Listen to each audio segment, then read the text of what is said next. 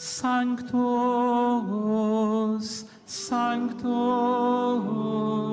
Sanctus Dominus Deus Sabaoth, plenis sunt celi et terra, gloria tua, Hosanna in excelsis, benedictus qui venit in nomine Domini, Hosanna in excelsis.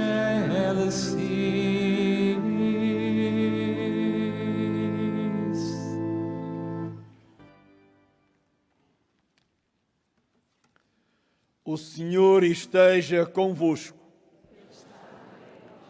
Evangelho de Nosso Senhor Jesus Cristo, segundo São Lucas.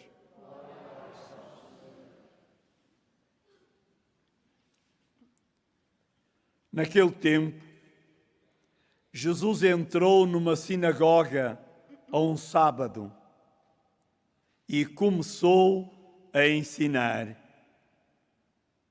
Estava lá um homem com a mão direita paralítica. Os escribas e fariseus observavam Jesus para verem se ele ia curar ao sábado e a encontrarem assim um pretexto para o acusarem. Mas Jesus, conhecendo os seus pensamentos, disse ao homem que tinha a mão paralítica: levanta-te e põe-te de pé, aí no meio. O homem levantou-se e ficou de pé. Depois Jesus disse-lhes: eu pergunto-vos, se é permitido ao sábado fazer bem ou fazer mal? Salvar a vida ou tirá-la? Então, olhou para todos à sua volta e disse ao homem: estenda a mão. Ele assim fez e a mão ficou curada. Os escribas e fariseus ficaram furiosos e começaram a falar entre si do que haviam de fazer a Jesus.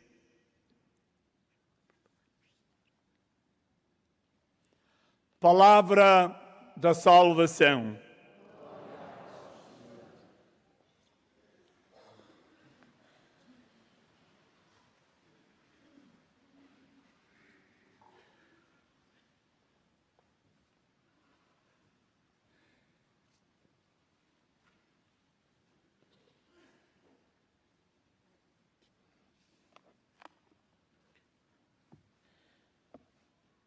Diz-nos São Paulo, na primeira leitura, que completo na minha carne o que falta aos sofrimentos de Cristo para a salvação de todos. É isso que nós, como discípulos de Cristo, devemos também procurar fazer. Perceber que na nossa vida somos participantes do mistério de salvação. Somos outros Cristos, como Ele anunciando a boa nova, como Ele testemunhando a presença do Reino no meio do mundo e como Ele dando a vida pela salvação. A vida que se dá nos nossos trabalhos, nas nossas responsabilidades, na nossa vocação, uma vida colocada ao serviço do bem comum, colocada ao serviço do Reino de Deus, da salvação da humanidade. Descentrarmos de nós mesmos para procurarmos, sobretudo, pensar nos outros. Os pastorinhos de Fátima, sobretudo Santa Jacinta Marto, viveram em pouco tempo esta realidade. Transformaram-se deixaram que o seu egoísmo fosse vencido pelo amor de Deus e a sua preocupação era salvar os pecadores. E por isso estavam dispostos a fazer todos os sacrifícios, a aceitar as contrariedades, os sofrimentos da vida, a aceitar a perseguição e a maledicência das pessoas, a aceitar todas as dores por amor aos outros, mesmo àqueles que não conheciam, àquela humanidade pecadora que estava espalhada pelo mundo, que estava a fazer a guerra naquela altura. Por ela ofereceram a sua vida, porque descobriram um sentido maior do que o sucesso imediato, um sentido maior do que a fama instantânea, mas também passageira. Jesus Cristo cura um homem e pergunta: é permitido ao sábado fazer o bem ou o mal? Condenar uma vida ou salvá-la?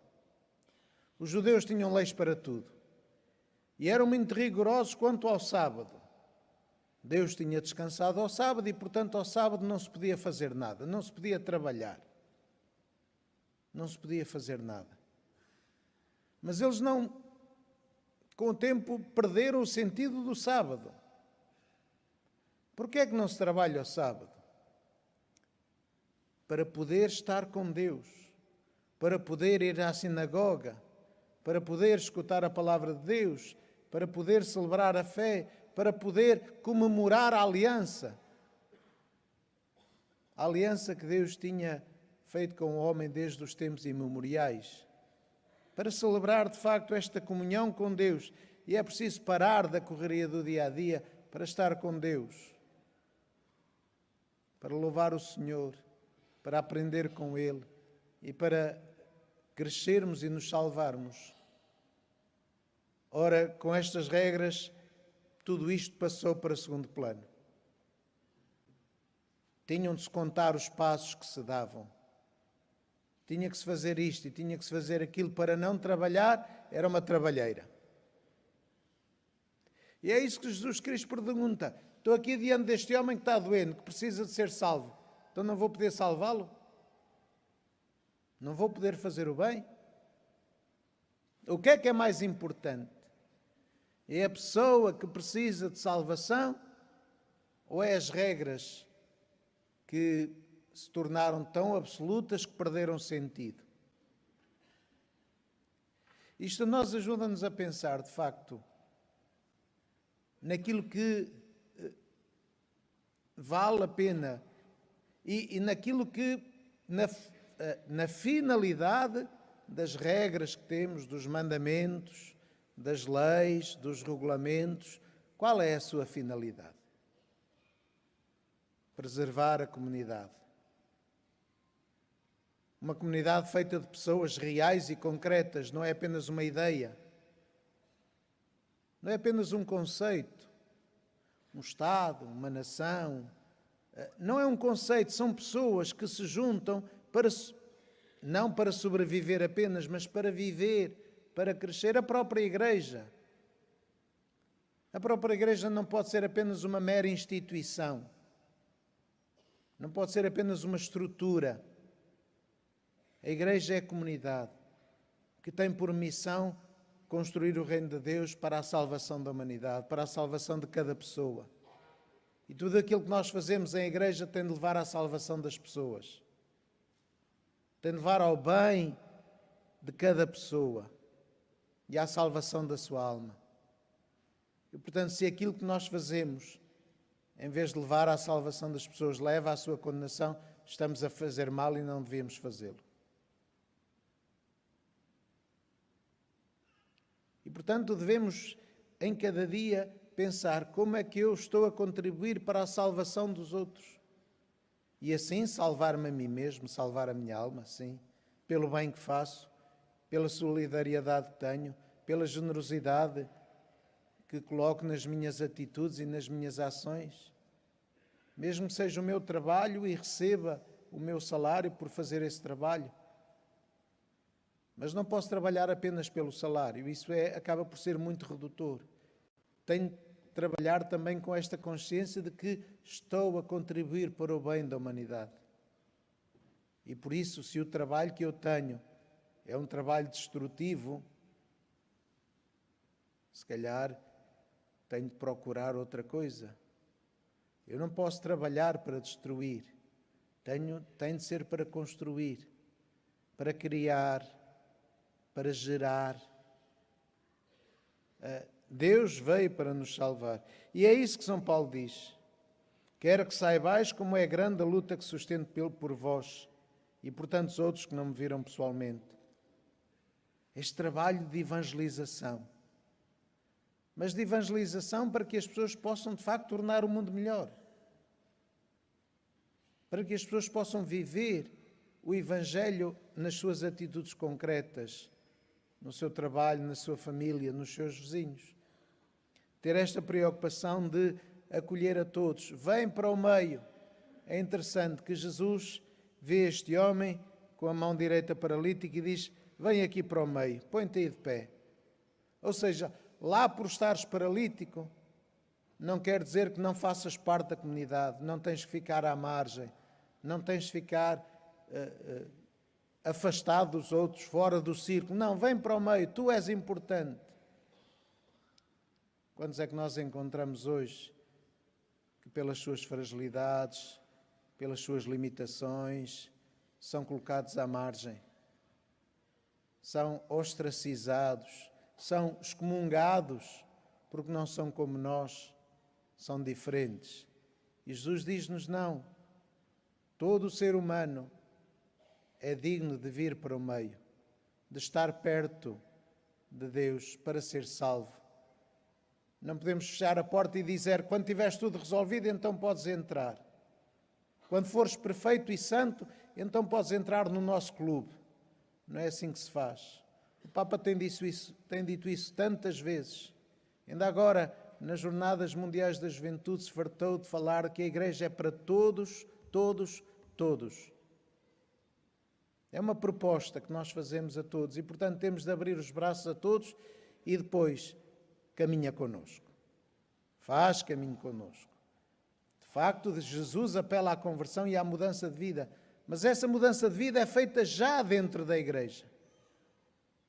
Já em comunidade, para nos ampararmos uns aos outros, para nos ajudarmos uns aos outros. Não é só entras se fores perfeito, porque nem sequer nós somos perfeitos. E como é que vamos fechar as portas aos outros? Portanto, este vem para o meio. E para que os outros venham para o meio, eu tenho de estar disposto a perder algum conforto, a ficar um bocadinho mais apertado, a dar um bocado do meu banco, ou da minha cama, ou da minha mesa para o outro. E por isso o Papa nos pede para alargarmos a nossa tenda, para alargarmos o nosso coração, para alargarmos a nossa igreja, para que não seja um clubezinho fechado, mas para que seja uma casa aberta a todos, onde todos se sintam, de facto, membros da mesma fraternidade, porque somos todos filhos de Deus. Possamos todos colocar-nos no meio, onde está Cristo, no centro do altar para a nossa salvação e para a nossa vida.